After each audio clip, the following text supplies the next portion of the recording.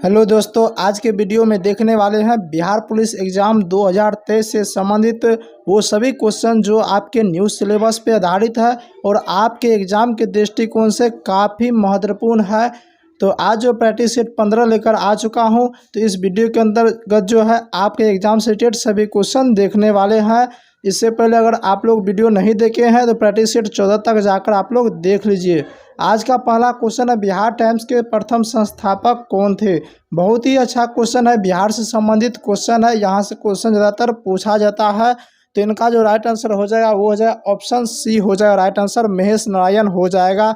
देखिए इसमें इन दोनों में संपूर्ण क्रांति का नारा किसने दिया था या संपूर्ण क्रांति का नेतृत्व किसने किया था, तो जयप्रकाश नारायण हो जाएगा।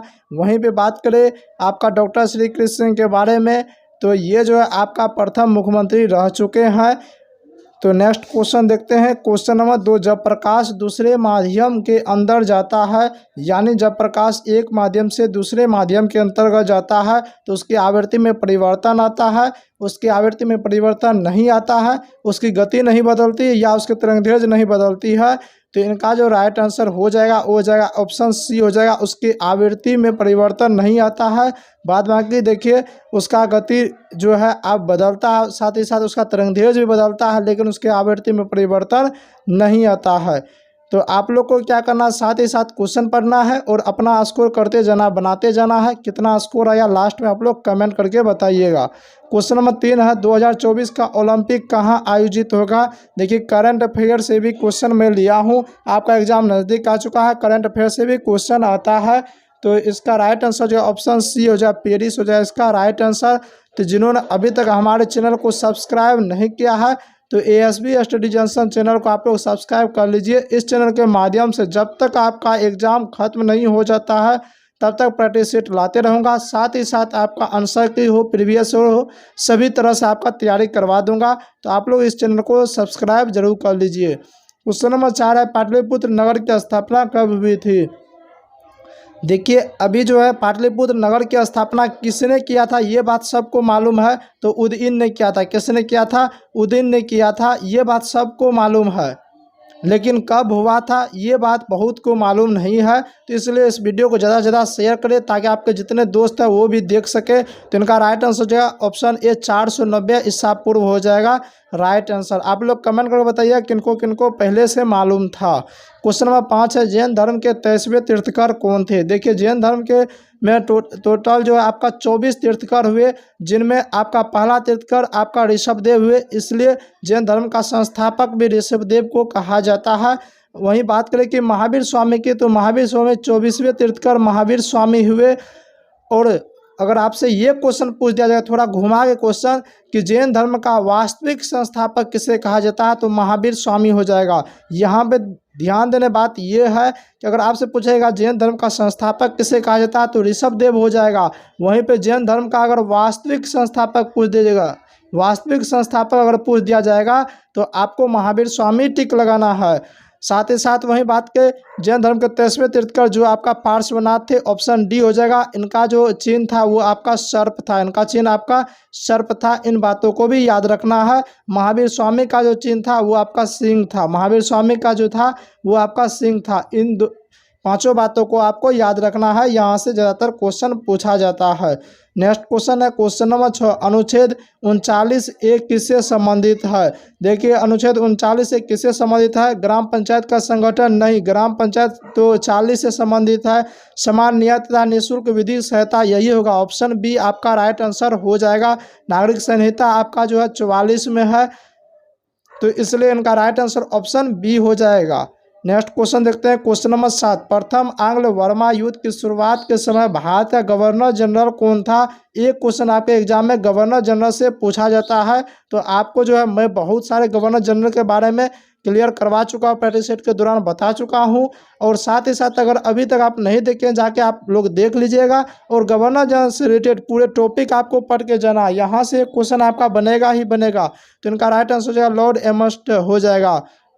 नेक्स्ट क्वेश्चन देखते हैं, क्वेश्चन नंबर 8, वुड डिस्पैच किससे संबंधित है। इस क्वेश्चन को आप लोग वीवीआई कर लीजिए, ये क्वेश्चन आपके एग्जाम में छपेगा ही छपेगा। 1 नंबर आप फिक्स कर लीजिए। तो उड़ डिस्पैच किससे संबंधित है? शिक्षा सुधार, पुलिस सुधार, प्रशासनिक सुधार, सामाजिक सुधार। आपको लगता होगा पुलिस सुधार, आपको लगता होगा बिहार पुलिस का क्वेश्चन है तो पुलिस सुधार टिक लगा देते हैं या प्रशासनिक सुधार टिक लगाते हैं। ऐसा नहीं है, बिल्कुल ऐसा नहीं है। तो इनका राइट आंसर जो है वो आपका ऑप्शन ए हो जाएगा, शिक्षा सुधार से संबंधित है उड़ डिस्पैच। नेक्स्ट क्वेश्चन देखते हैं, क्वेश्चन नंबर 9। बिहार राज्य के किस स्थान पर देश का सबसे बड़ा पशु मेला लगता है? आपका यहाँ पे देश रहे या आपका एशिया रहे, पूरे एशिया की बात करें तो एशिया का सबसे बड़ा पशु मेला आपका सोनपुर में लगता है। ऑप्शन सी हो जाएगा राइट आंसर। देश बोले या एशिया बोले, आपका सोनपुर हो जाएगा। वहीं एक क्वेश्चन और बहुत ही अच्छा क्वेश्चन है जो कि बिहार से रिलेटेड क्वेश्चन है। अगर बिहार जीके में पूछने की बहुत ज़्यादा संभावना आपके एग्जाम में पूछेगा, बिहार में सबसे ज़्यादा फलों का उत्पादन कहाँ होता है? तो मुजफ्फरपुर में होता है। कहाँ पे होता है? मुजफ्फरपुर में होता है। साथ ही साथ लीची उत्पादन के लिए ये जो है जाना जाता है। ये क्वेश्चन आपके एग्जाम में छपेगा ही, 1 नंबर यहाँ से फिक्स कर लीजिए। इसलिए बोलना छपेगा कि मुजफ्फरपुर से रिलेटेड एक क्वेश्चन आपके बिहार पुलिस में पूछा जा चुका, लेकिन ये क्वेश्चन नहीं पूछा है कि सबसे ज़्यादा फलों का उत्पादन कहाँ होता है? तो मुजफ्फरपुर में होता है। वही ये क्वेश्चन आपका बिहार एसएससी में पूछा है। तो आप लिंक कीजिए कि बिहार संबंधित एग्जाम में पूछा है लेकिन बिहार पुलिस में नहीं पूछा है, तो ये क्वेश्चन आपसे पूछेगा। नेक्स्ट क्वेश्चन है क्वेश्चन नंबर 10। किस तत्व तक अष्टक का नियम लागू पाया गया? देखिए, अष्टक का नियम जो है आपका कैल्शियम तक ही लागू हो पाया था, इसलिए इनका जो नियम लागू नहीं रह पाया था, इसलिए मेंडलीव का नियम आया। तो अष्टक का नियम जो है आपका कैल्शियम तक ही लागू था। इन बातों को आपको याद रखना है। नेक्स्ट क्वेश्चन देखते हैं, क्वेश्चन नंबर 11। प्रकाश का उसके घटक रंगों में विभक्त होना क्या कहलाता है? थोड़ा कन्फ्यूजन टाइप का क्वेश्चन है, जिसका कंसेप्ट क्लियर होगा उनका वो जो है सही कर पाइएगा, वरना गलत कर पाइएगा। इनका राइट आंसर जो है वो आपका हो जाएगा ऑप्शन सी हो जाएगा, विक्षेपण हो जाएगा। प्रकाश का उसके घटक रंगों में विभक्त होना क्या कहलाता है? विक्षेपण कहलाता है। नेक्स्ट क्वेश्चन देखते हैं, क्वेश्चन नंबर 12। समान वायु दाब वाले स्थानों को जोड़ने वाली रेखाओं को क्या कहा जाता है? ये आप देख सकते हैं, आपका स्टैटिक्स इनको समझ जाइए या ज्योग्राफी से संबंधित क्वेश्चन है, लेकिन काफ़ी इजी क्वेश्चन है। थोड़ा सा भी अगर आप कॉमन सेंस लगाइएगा तो इस क्वेश्चन का आप लोग सही आंसर कर पाइएगा। तो इनका जो राइट आंसर हो जाएगा वो हो जाएगा आपका सम दाब रेखा हो जाए। यहाँ पे देखिए वायु दाब लिखा हुआ है, तो यहाँ पे दाब आपको खोजना है। अगर यहाँ लवन रहता तो लवन हो जाता, सम वर्षा रहता वर्षा हो जाता, ताप रहता तो ताप हो जाता। इस पे डिपेंड करता है, यहाँ पे इसका खेला हो रहा है। तो आप इस ट्रिक को समझ जाइए तो आंसर सही कर पाइएगा। समान वायु दाब वाले स्थान को जोड़ने वाली रेखा को समदाब रेखा कहते हैं। नेक्स्ट क्वेश्चन है क्वेश्चन नंबर 13। भारतीय संविधान के 8वीं अनुसूची में कितने भारतीय भाषाएं हैं? तो देखिए अभी जो है भारतीय संविधान के 8वीं अनुसूची में टोटल आपका 22 भाषाएं, कितने भाषा है? 22 भाषाएं है। तो इनका राइट आंसर हो जाएगा ऑप्शन बी हो जाएगा इनका राइट आंसर। Question number 14। राष्ट्रीय खेल दिवस कब मनाया जाता है? देखिए राष्ट्रीय खेल दिवस जो है ये आपको मनाया जाता है 29 अगस्त को मनाया जाता है। कब मनाया जाता है? 29 अगस्त को। तो इनका राइट आंसर ऑप्शन बी हो जाएगा। बिहार में रेल शुरू कब हुआ था? बहुत ही अच्छा क्वेश्चन है कि बिहार में रेल शुरू कब हुआ था। भारत में रेल शुरू कब हुआ था? 1853 ईस्वी में। ये बात सभी को मालूम है, मुंबई से थाने के बीच चला था, ये बात सबको मालूम है। लेकिन बिहार में रेल कब शुरू हुआ था ये बात अधिकांश स्टूडेंट को नहीं है मालूम। और बिहार जीके अगर आपका आया तो बिहार जीके से यहाँ एक क्वेश्चन बनता है। तो इनका राइट आंसर जो ऑप्शन ए हो जाएगा 1860 ईस्वी में हो जाएगा। इन बातों को नोट्स कर लिए। जिनको भी पीडीएफ चाहिए इन सभी का जो है, जिनका पीडीएफ चाहिए मैं आपका डिस्क्रिप्शन लिंक में जो है आपका टेलीग्राम चैनल का लिंक दे चुका हूं। वहां पे आप लोग जाके टेलीग्राम चैनल से जुड़ जाइए, वहां पे आपका पीडीएफ डेली आपको पीडीएफ मिल जाएगा। मेरा जो आपका क्लास आता है वो आपका शाम का 5 बजे आता है, वहाँ पीडीएफ आपको 4:30 बजे मिल जाएगा। तो 4:30 बजे आपको करना है कि आधा घंटा में आपको ये प्रैक्टिस सेट को बना लेना है। तब उसके बाद जो है यहाँ पे डिस्कशन और आंसर देख लेना है, आपको अपना मिला लेना है कितना आप सही कर पाए। Question number 16। कौन सी संस्था भारत के राष्ट्रीय लेखा सांख्यिकी तैयार करने के लिए उत्तरदायी है? तो इनका जो राइट आंसर जो है वो हो जाएगा ऑप्शन सी, केंद्रीय सांख्यिकी संगठन हो जाएगा।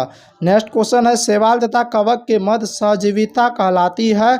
तो सहजीविता जो आपका कौन कहलाता है? कवक मूल, माइकोप्लाज्मा, साइनोबैक्टीरिया या लाइकेन कहलाता है?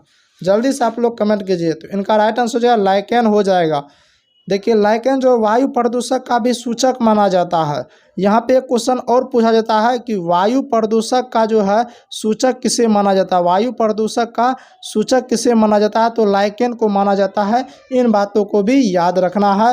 होता क्या, जहाँ पे ज़्यादा वायु प्रदूषण होता है वहाँ पे लाइकेन उगता ही नहीं है, तो समझ जाता है कि यहाँ पे ज़्यादा वायु प्रदूषण है।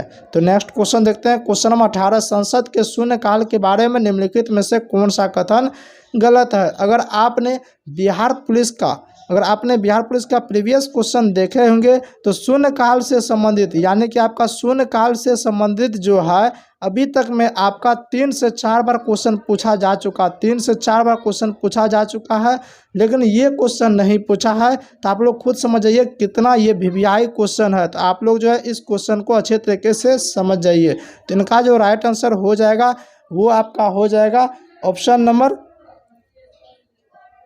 नंबर डी हो जाए। यह संसद के प्रश्नकाल सत्र से पहले शुरू होता है या यह प्रक्रिया के नियमों में उल्लिखित नहीं है। यह प्रश्न को संसद में बिना किसी पूर्व सूचना के उठाया जा सकता है। यह एक भारतीय नवाचार है। तो इसमें गलत पूछा जा रहा है, तो गलत जो पूछा जा रहा है तो इनका राइट आंसर ऑप्शन डी हो जाएगा। ये सब आपका सही है। यह एक भारतीय नवाचार है, बिल्कुल सही है। प्रश्न को संसद में बिना किसी पूर्व सूचना को उठाया जा सकता है, बिल्कुल सही है। प्रक्रिया के नियमों में उल्लिखित नहीं, ये भी सही है, लेकिन ये आपका गलत है। तो आपका राइट आंसर ऑप्शन डी हो जाए, क्योंकि यहाँ पे गलत पूछा जा रहा है। नेक्स्ट क्वेश्चन देखते हैं। क्वेश्चन नंबर 19, निम्न में से कौन सा मानव मस्तिष्क में अंतःस्रावी ग्रंथि नहीं है। मानव मस्तिष्क का बात करें तो पिट्यूटरी ग्रंथि, तो ये तो आपका है। हाइपोथैलेमस भी है, थाइमस आपका नहीं है। तो थाइमस आपका नहीं है, तो इसका राइट आंसर आपका ऑप्शन सी हो जाए। पिनियल ग्रंथि भी आपका है, तो ऑप्शन सी हो जाएगा। इनका राइट आंसर थाइमस हो जाएगा, क्योंकि यहाँ पे पूछा जा रहा है अंतःस्रावी ग्रंथि नहीं है। यहाँ पे देखिए आप लोग को एक बता देते हैं, जब भी आप क्वेश्चन बनाते हैं तो यहाँ पे गलत है या नहीं है इस तरह का दिया रहता है। तो आप इनको देख के बताइए, इनको देख के आप लोग क्वेश्चन टिक लगाइएगा। ऐसा नहीं है कि बस यहाँ देखे नहीं, कि बस आपको लग रहा है ये हमको आ रहा है, यहाँ देखे नहीं देखे बस टिक लगा दी क्वेश्चन में। ऐसे में आपका जो है क्वेश्चन गलत होने की ज़्यादा संभावना रहती है। तो आप एग्जाम में घबराना नहीं है, बिल्कुल अच्छे तरीके से क्वेश्चन को पढ़ना है बारीकी से, और ऑप्शन को भी पढ़ना। अगर आपको आता भी है फिर भी ऑप्शन पढ़ना है, सभी ऑप्शन को। इसलिए कि कभी कभी ऐसा क्वेश्चन रहता है कि जिसका उत्तर ऑप्शन ए भी होगा, लेकिन ऑप्शन ए से ज़्यादा महत्वपूर्ण ऑप्शन डी हो जाता है। तो आप तो ऑप्शन ए देख के टिक लगा देते हैं, लेकिन ऑप्शन डी उसका राइट आंसर हो जाता है। तो आप एग्जाम में गलत कर बैठते हैं। तो इन बातों को ध्यान रखना है। क्वेश्चन नंबर 20 है, बिहार में राज्यसभा में कितने सीट है। देखिए बिहार में राज्यसभा की बात करें तो आपका 16 सीट है। कितने सीट है, राज्यसभा में 16 सीट है। वहीं आपका लोकसभा की बात करें तो लोकसभा में आपका कितना सीट है, 40 सीट है। इन बातों को भी याद रखना। राज्यसभा में 16 सीट है, लोकसभा में 40 सीट है। वहीं अगर विधान परिषद की बात करें, आपका विधान परिषद में आपका 75 सीट है। विधान परिषद में आपका 75 सीट है। और देखिए विधान परिषद में कर्नाटक के विधान परिषद में भी 75 सीट है। तो वो भी क्वेश्चन पूछा जाता है कि कर्नाटक के विधान परिषद में कितना सीट है, 75 सीट है। 243 जो है आपका विधानसभा में जो टोटल आपका 243 सीट है। इन बातों को भी आपको याद रखना है, इन चारों बातों को याद रखना है। तो यहाँ से एक क्वेश्चन आपके एग्जाम में छपेगा ही छपेगा। आप इसको नोट कर लीजिए, आप इनको वीवीआई कर लीजिए, आप एग्जाम में 100% आएगा। तो कैसी लगी ये आपको वीडियो, आप लोग कमेंट करके बताइएगा। तो आई होप डैट ये वीडियो आप लोग को अच्छा लगा तो वीडियो को लाइक करें, शेयर करें, और चैनल पे पहली बार आए तो चैनल को आप लोग सब्सक्राइब करके बेल आइकन जरूर दबा दें। मिलते हैं अब नेक्स्ट वीडियो में, तब तक के लिए जय हिंद।